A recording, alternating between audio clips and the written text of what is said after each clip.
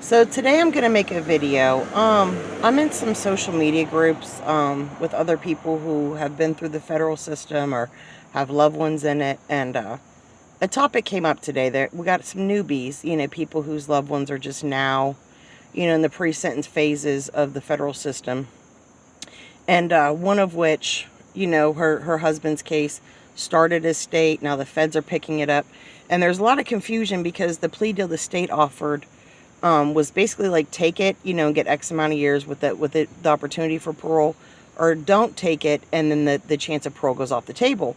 So, but now the feds have picked up his charges, and this person is very confused, wondering, so if he takes the pre-existing plea deal, is he still a candidate potentially for parole? And the answer is yes on the state level and no on the federal level. So let's talk parole and probation. Probation, the term probation and the term supervised release are interchangeable in the federal system. They mean the exact same thing. They serve the exact same purpose, have the exact same contents. They're not two different entities. On your federal paperwork, usually it'll say supervised release. However, that supervised release is monitored by and overseen by a federal probation officer. So you're on supervised release under the supervision of federal probation. So they're literally the same exact thing. They're completely interchangeable terms with, as they would say in the law, a distinction without a difference. Now, parole. Parole was done away with in the federal system in 1987, I want to say.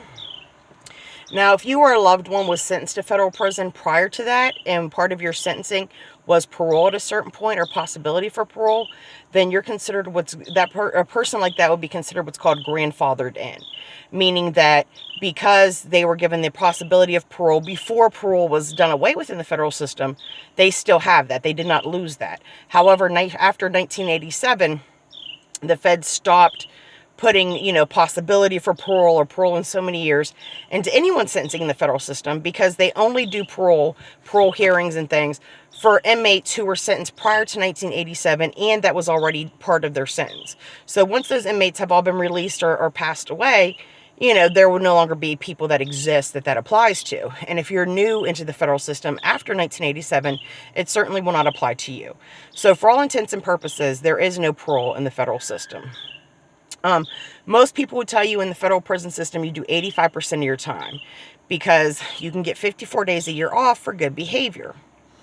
Now, it's kind of tricky because actually it's 87% of your time that you'll do, first off, not 85. But 85 is an easier number for people to configurate. So that's kind of what everyone goes with and is the common belief. But it's actually 87%. Now, the thing about this is, let's say you're down. Let's say you do 5 years in prison. And for the first 4 years, you earned your 54 days off per year. And on year 4, you get into some trouble. They can actually go back and take the good time days that you earned off in previous years and now make you serve them if they want. So those 54 days a year, once a year is up and you've earned your 54 days a year off for good behavior, that can be snatched away from you at any time, either while you're incarcerated or while you're on federal probation after your release. So you might be on federal probation, didn't get no new charges, whatever, but your PO decides to take 54 or 108 of your good behavior days away from you, and now you have to go serve those, which such a small amount of time you actually end up serving in like a county jail. And those of you who've been incarcerated at all in any capacity know that county and city jails are by far the worst places really to do your time at. They're very unstable, they're very expensive. You just cannot get any sense of really routine or comfortability established for yourself in those, and they're a lot more volatile. But federal probation, this will come to you in one of 3 ways, aka supervised release. I'm currently on supervised pre-sentence release. What this means is I have a federal probation officer, I have federal probation terms, I got to check in with my PO, I got to do your analysis on the color line, and this is my situation prior to sentencing. Now, if it's sentencing, my judge decides to allow me to be a self-surrender, which is kind of what is expected at this point and will most likely be the recommendation of probation, then I will be on pre-surrender supervision, which is also federal probation. Now, mind you, when I go to that next level of federal probation, at that point, they may decide to put an anklet on me. They may decide to start giving me a curfew. You know, they may really tighten the parameters simply because I'm on the doorstep of going to prison. And this is probably when a person is most likely to kind of panic and do something crazy. Now, the other chapter of federal probation that federal inmates potentially go through, or federal defendants, is like my plea deal says up to 4 years of incarceration with up to a year supervised release. So what this means is no matter how much time I get incarcerated, even if, you know, the federal gods, you know, shine upon me and I get 3 years and I get to do it on house arrest, when that's done, I'll still have a year of federal supervision afterwards to complete, a federal probation. So there's just no getting around that. There is no, in state systems, you can usually max out and not get any good time deductions and just come home and be completely free. No parole, no probation, no nothing. In the federal system, that doesn't exist. When you come home from prison, even if you did every day of the time you were sentenced to do, what you would do if you couldn't get good behavior deductions and you didn't do RDAP. But even if you did every day of that, you're still going to have federal probation when you come home. And for most people, this is roughly 3 to 5 years. Some significantly more, some a little less. There's no getting out of that. Now you can, some of your time will be done in a federal halfway house. Usually the last few months of your sentence, sometimes 6 months, depending on how long you're in. If you get RDAP, you get additional halfway house time, which just means a larger amount of your time will be served at the halfway house versus in prison. Some people don't prefer that for a myriad of reasons. Some people do not prefer going to the halfway house. And I'll probably make a video explaining that because I know that sounds kind of nuts to a lot of people. But if you decide you want to max out your time, you don't want to go to the halfway house, you know, you don't care about none of that. When you get out, you're still going to be on federal probation. You're still going to be on it. There's no escaping that with a federal case. None. So when you hear people say pre-sentence release, pre-trial release, pre-surrender release, just regular supervised release, which is usually the term used in reference to when people come home from prison. This is all collectively the different kind of terminology used to refer to what point in your journey you're at, but it's all federal probation, and there is no federal parole system. Now, on the state level, of course, most states have a parole system. Most states, if you get out early for good behavior, let's say you get sentenced to 5 years and you get out in 3 for good behavior because that's how your state works, usually then the last couple years are done on parole or probation.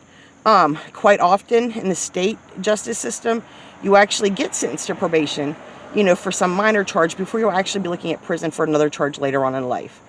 In the feds, it's like a white elephant. You know, rarely does anyone get sentenced to just simply probation. It almost never happens. It didn't happen for Martha Stewart. It didn't happen for Lori Loughlin. It's probably not going to happen for me and you. I mean, let's be for real.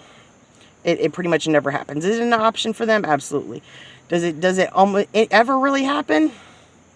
I mean, I've heard fairy tales about it, but I ain't never seen it. And I've seen people going in and out of the states and federal systems, you know, I'm 40, so probably good 20, 25 years. So I'm pretty hip to how things work. And we're not talking all hardened criminals. We're talking some just completely innocent folks who just got wrong place, wrong time, and caught themselves up in the plea deal trap, and they had to get locked up. So to summarize, in the Fed, there is now sometimes too, here's another thing I wanted to hit on. So the woman I was speaking about earlier, if you have a case where the feds have indicted your press charges and the feds pick it up, one of two things will happen. Either when the feds pick up the charges, the state will just drop their charges and now your case is federal.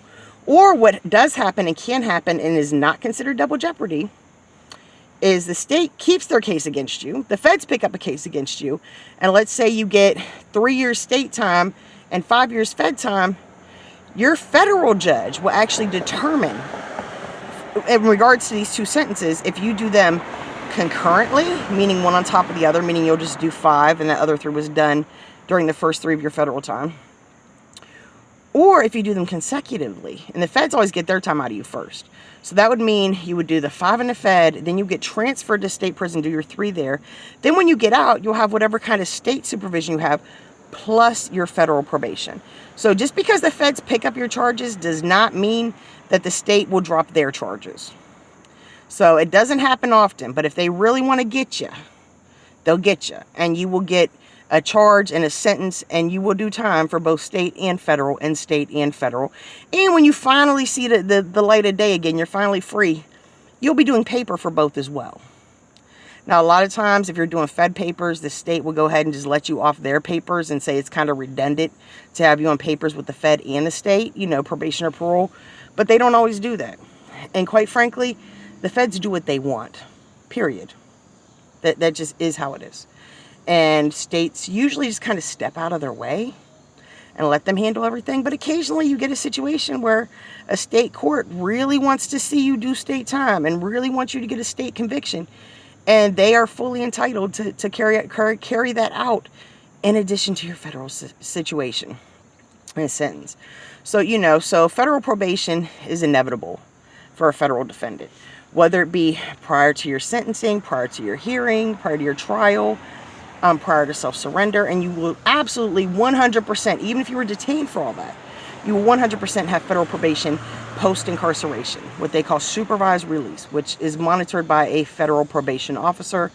It's federal probation. So that's the rundown on parole and probation regarding the federal system. I hope this video was helpful to some. I hope everyone has a great night, good day, God bless, and fly high my phoenixes.